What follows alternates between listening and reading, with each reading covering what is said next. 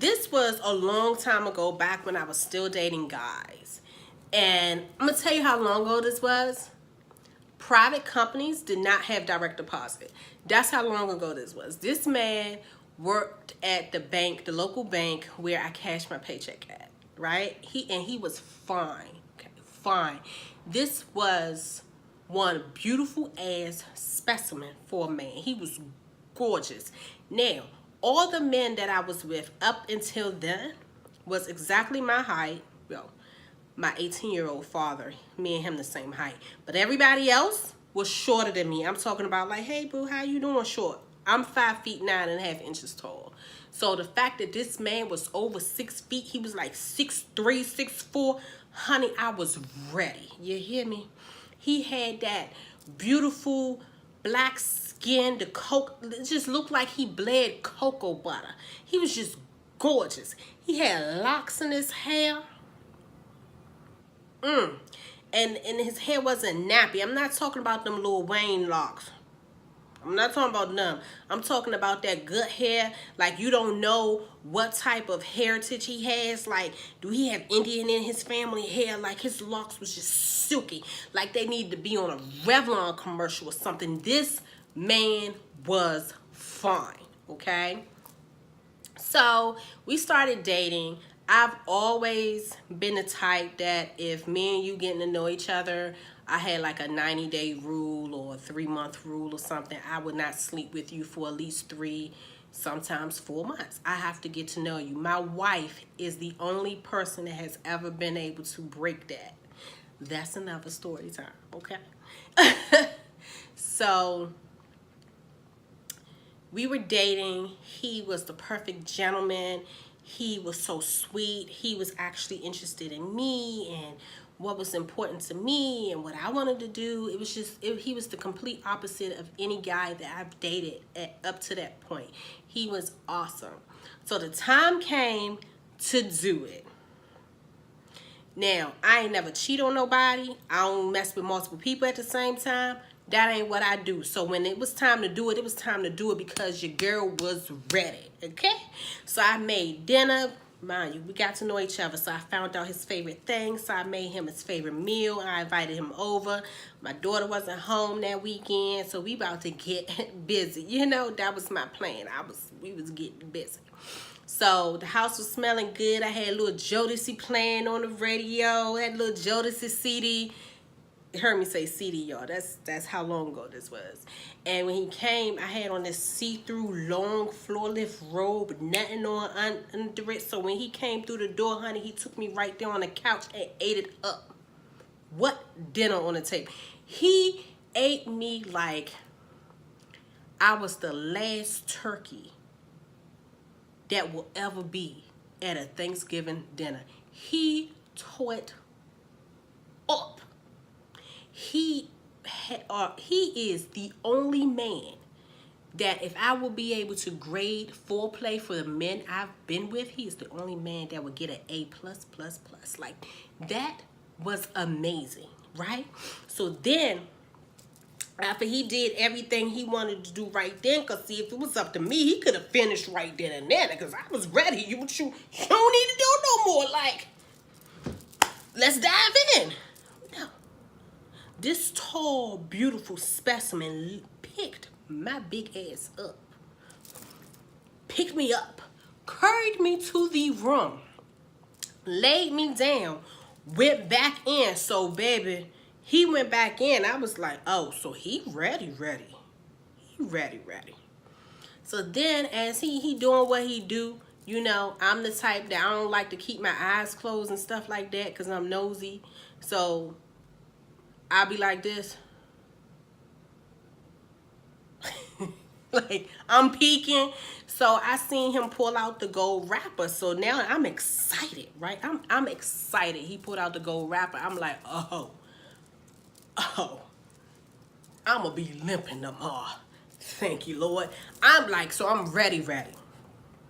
So I saw him open it. I saw him put it down there. I assumed he put it on. Then I felt him like fingering me or something. But it was like kind of weird fingering because I felt like his arms was on his side, but he was moving. But I felt like a finger was in there, but he was moving. And I know his arms was on his side. So what's going on? And out of nowhere, he started moving faster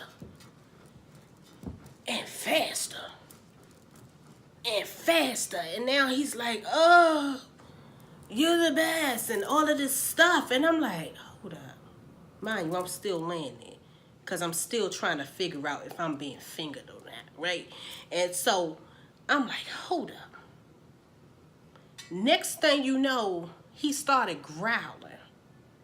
Men, all you men that's watching this, you ain't a goddamn tiger. Women don't like that shit. I don't want to feel like I'm fucking some animal in Animal Kingdom.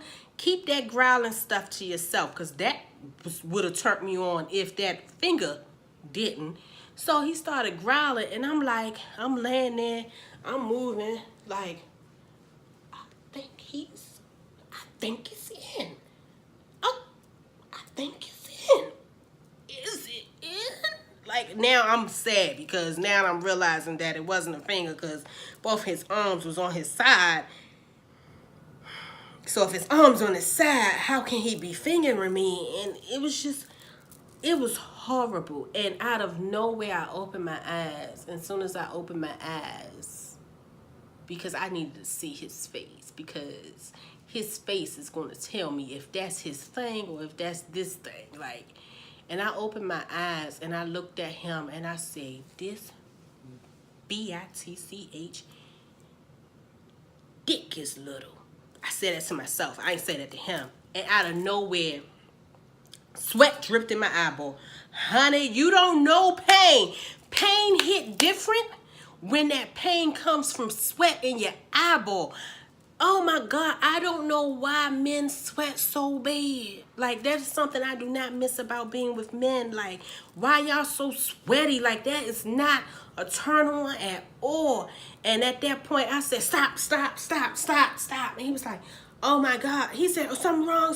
Oh my God, am I hurting you? And I'm like, I said, no, my stomach just hurt. I said, I feel like I'm gonna throw up. Can you come back over tomorrow or something? We could try this again. And he was so apologetic because he thought he was hurting me. It wasn't him, baby. When he left, he left and came back because he brought me some soup and some crackers and some ginger ale because he really thought he was hurting me, but he wasn't hurting me. Well, he hurt my sexual feelings, but he wasn't hurting me. And after that, I did not answer his phone call at all. That was the tiniest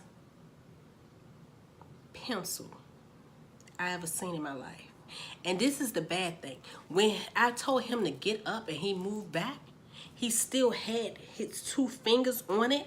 So his thing was that small that he was holding the magnum on. And I'm just like,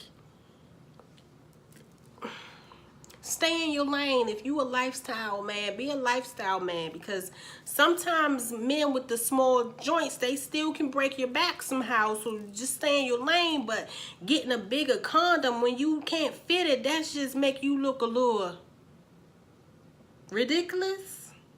Maybe I shouldn't use that word because it got the word dick in it. I don't know. But I stopped answering his phone calls young. Now keep in mind, I said he was this awesome guy. He was amazing. Horrible sex. Horrible. Like, if I could take his foreplay and then put another dude's bottom on him, he would have been a perfect man. I stopped answering his calls.